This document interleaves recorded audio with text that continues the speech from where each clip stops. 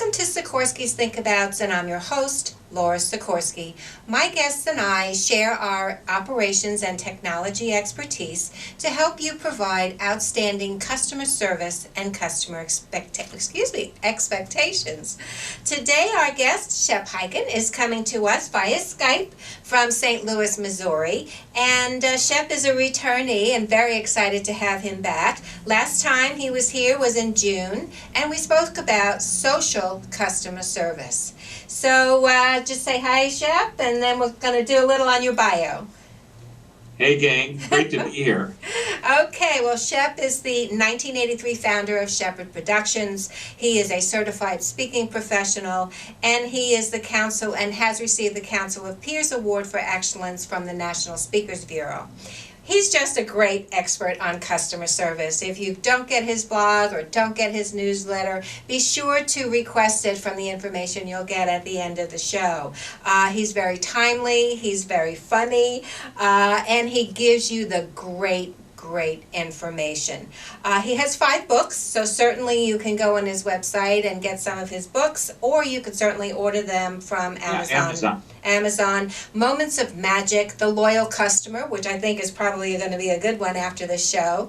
Cult of the Customer, Amazement Revolution, and Amaze Every Customer Every Time. So with that, welcome. Well, it's great to be here. Thanks for having me back. I appreciate your coming and taking the time. I know you're a very busy guy, and I really appreciate when we set a schedule. So for me, customer loyalty, have always been quality product, excellent service, value add. Calling to say thank you after you order something or a personal note. I recently took a car service, and I actually got a personal note about a month later from the president asking me, did we meet your expectations? And I thought, wow, that was the first wow I had in using a car service in a long time. That's a great, I tell a whole story about a guy that wrote a thank you note after taking me. He was a taxi cab driver. And it's an amazing story. And by the way, he was great. I had a great experience in his cab, but it was what happened, 4 days later when I opened up the thank you note, I go, wow. And then every Christmas I'd get a holiday card from him because I would use them every time I'd go back to Dallas. See, it means the world, just that simple thank you. And of course, going that extra mile. So what would you say, or how would you define customer loyalty today? So what you just described are the tactics that drive potential customer loyalty. That's a great service experience. If the product does what it's supposed to do, and the service, the way it's delivered, is good, and the overall experience is great, you have a potential of creating loyalty. And loyalty is nothing more than a customer deciding they want to come back and do business with you again, keeping you front of mind. I just want to say that some companies want 100% loyalty. For example, a financial advisor. The term that comes to mind is wallet share. Wallet share is how much of somebody's wallet or investable assets are with that financial advisor. That sounds like a kind of a quirky term, but it's nothing more than like what market share is. Because an individual, Coca-Cola, for example, wanted to know what percentage of the liquids going into the human body were a Coca-Cola product, meaning did we have 100% loyalty in all the liquid going in? Oh, jeez. So isn't that crazy? But loyalty is really, people think loyalty has to be 100%. But if you're a restaurant, there's no way somebody's going to have every single meal they ever eat with you. Well, maybe in some cases that might be the case, but very, very unlikely that you and I would say, oh, I'm very loyal to that restaurant, which means we probably go there once every month or so, okay? All of the time. We're a regular, if you will, but we're not eating breakfast, lunch, and dinner there. So there's different levels of how you would define loyalty. But at the end of the day, loyalty is customers wanting to come back and do business with you again. I know I'm going back to my days when I was traveling into the city, and you park your car and then you go to the food truck, right?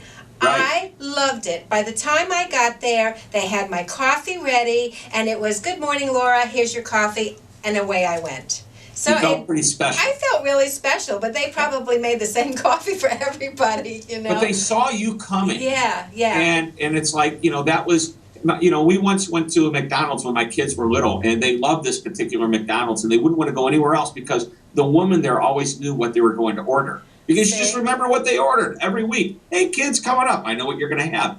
And the kids are going, wow, this woman's so nice, and she always remembers us. Yeah, I know, and especially if they can influence a child and children, that to me is customer loyalty. I may be the economic buyer, but they're the influencer. The influencer, really. So why is customer loyalty so important to us? Well, I mean, there's so many different reasons. That's just such a wide open question, but let me give you a few thoughts to think about. Number one, every stat shows it's far less expensive to keep an existing customer than to go out and try and find a new one. Depending upon your business, it could be 4 to 5 times more expensive. It could be dramatically more expensive, the cost of customer acquisition. So once you've acquired that customer, you need to maintain the customer. Dr. Ted Levitt, senior professor at Harvard Business School, had a great line which basically paraphrases, the function of every business is to, and if you left that blank, most people would say to make money, but he said no, it's to get and keep your customers, because the goal of a business is to make money.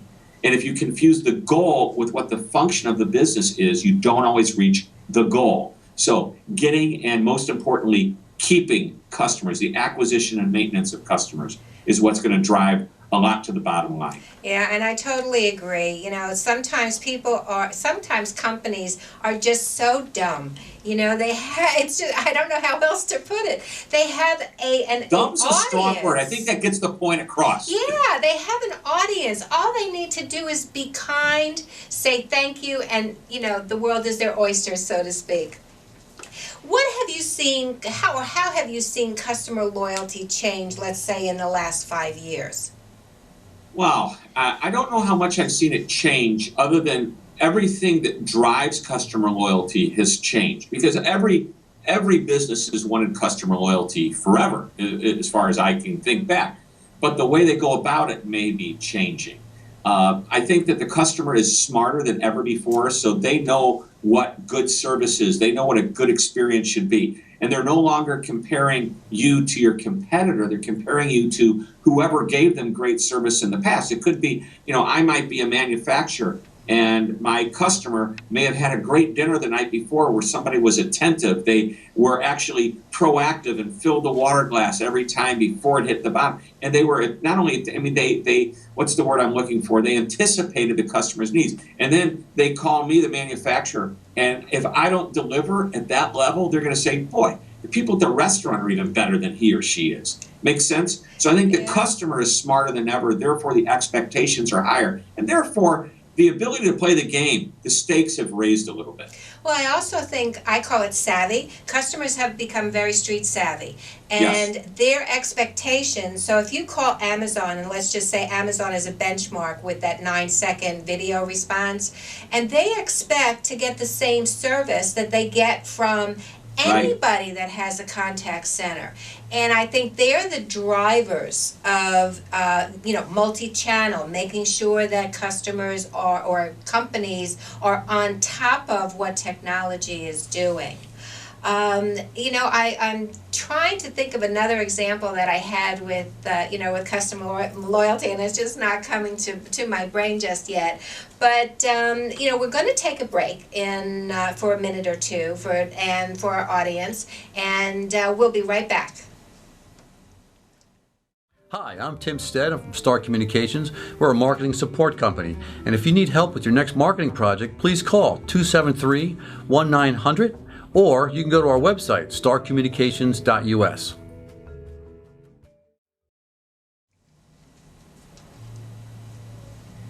Welcome back to Sikorski's Think Abouts, and I'm your host, Laura Sikorski. Today our guest is Shep Hyken, coming to us from St. Louis, Missouri, and we're talking about customer loyalty. And before our break, I had a brain freeze, and I was trying to, come up with something, about something that happened in my personal life about being loyal and somebody being extremely excited to have me back. And, the Shep during the break reminded me his story about the cab driver that we spoke about earlier, and it's spot on. It's no matter what walk of life, what type of business you're in, you need to make sure your customer feels appreciated. And let's kind of, what should companies avoid when developing a loyalty program? So strategies in creating customer loyalty are different than a loyalty program. The things that we've talked about thus far are what drive loyalty, which is the experience.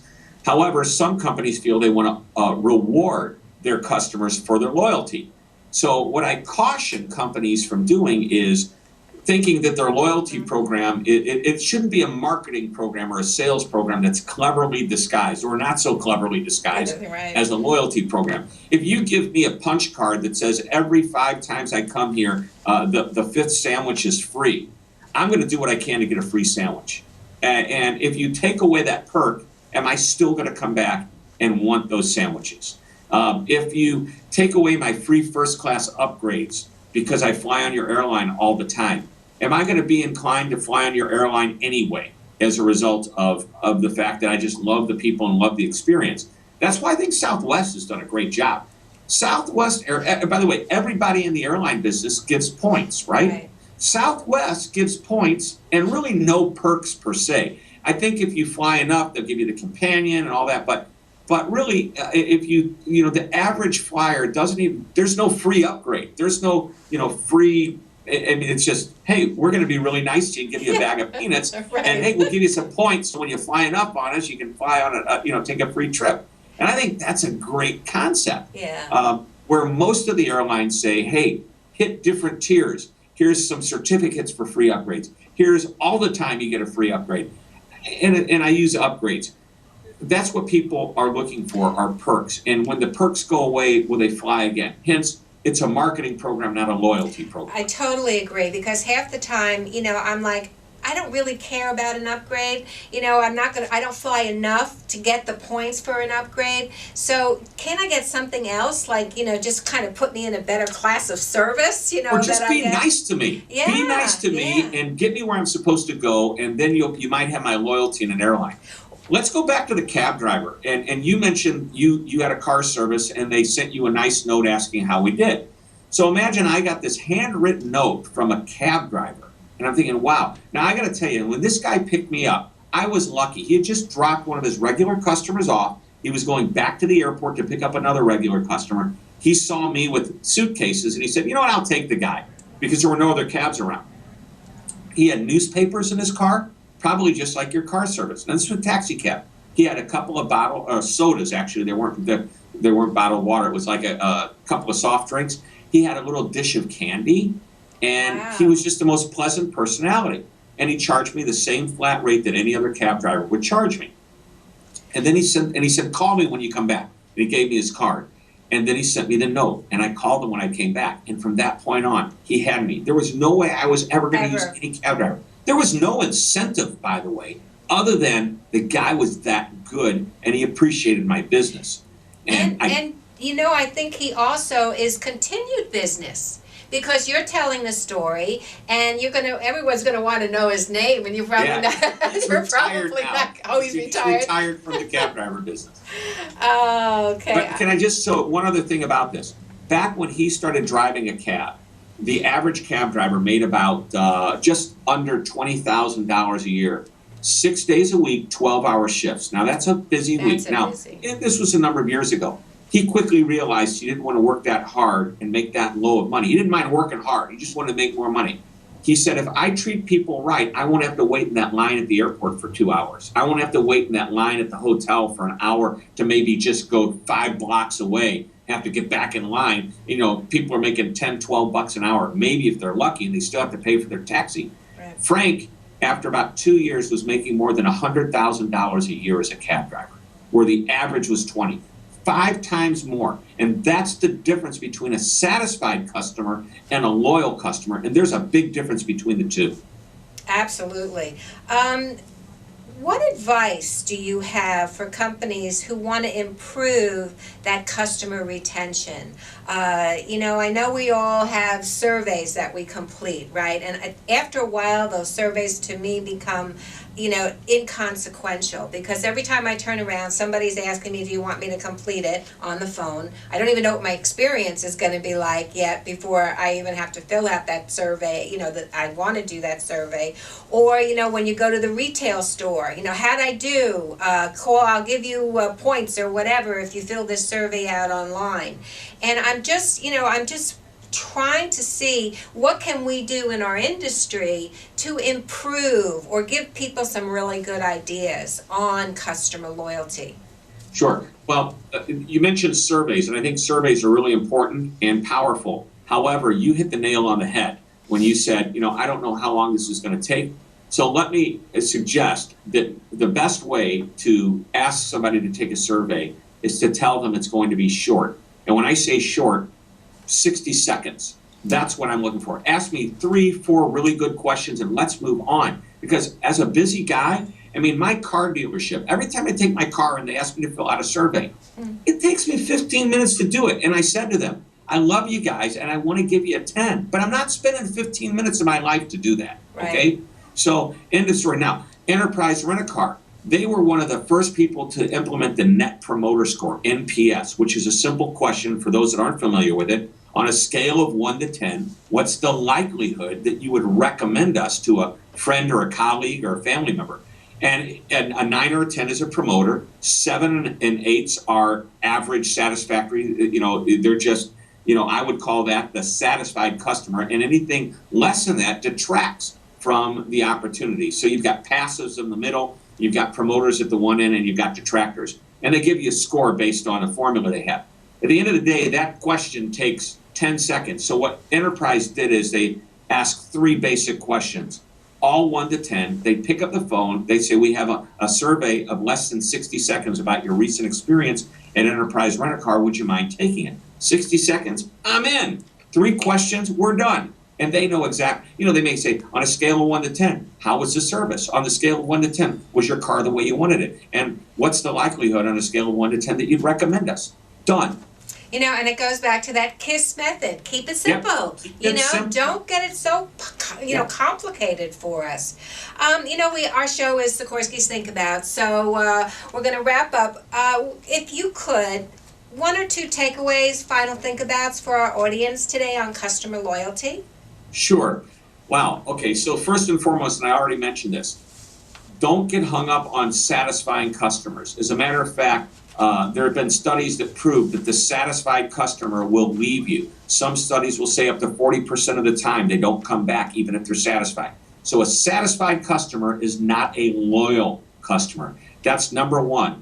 And number 2, as you start to think about what drives loyalty, actually I'm going to give you 3. I want you to journey map out every single interaction that you have with your customer. And whatever that interaction is, I want you to ask the question, is what's happening during this interaction going to help or hurt the customer experience? Is it going to make that customer want to come back and do business with us again? Is it something average or satisfactory, or is it friction along the way? And finally, we also mentioned this earlier, make sure that if you do put together an actual loyalty program, it's not really a marketing program. It's truly something that rewards your customers for being good to you. Perfect. Oh, I really appreciate your taking the time. And to reach Shep, his web is Hyken, HYKEN.com. On Twitter at Hyken. And his email address is info@hyken.com. And of course, to reach him, 314-692-2200. And of course, for me, Laura Sikorski on Twitter, and my cell is 631-624-6650. And listen, if you would consider being a guest, we could Skype anywhere in the world, right? Yes, and, we do. Send me a topic, and we've been more than happy to entertain your coming on the show. And of course, thank you to Sam, our videographer. She did a great job this morning. And Karen Murphy-Caro, who is the founder of the Daily Blue. And there prepared to contact them if you think about a show or perhaps a commercial on our network. Office is 631-761-9223. And with that, thank you, Shep. Thank you, Thank you, Pam. audience, for clicking in, and have an absolutely perfect day.